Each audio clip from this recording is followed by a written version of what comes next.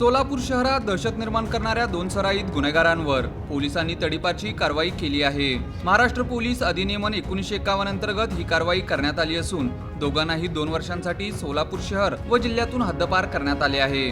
विशाल राजू गोखले वय 23 राहणार मतदार झोपडपट्टी अशोक चौक सोलापूर व आदित्य उर्फ छोट्या आद्या शिवाजी भोसले वय 26 राहणार औसे वस्ती लक्ष्मीपेठ दमानीनगर सोलापूर या दोघांना तडीपार करण्यात आले आहे।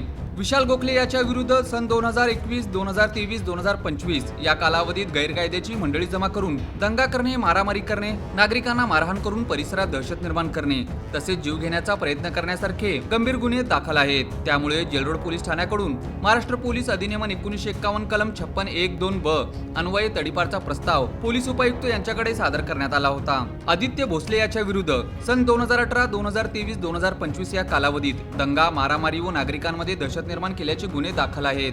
या पार्श्वभूमीवर फौजदार चावडी पोलीस ठाण्याकडून तडीपारचा प्रस्ताव सादर करण्यात आला होता। या प्रस्तावावर कारवाई करत पोलीस उपायुक्त विजय कबाडे यांनी तडीपारचे आदेश काढून दोघांनाही सोलापूर शहर व सोलापूर जिल्ह्यातून 2 वर्षांसाठी तडीपार केले।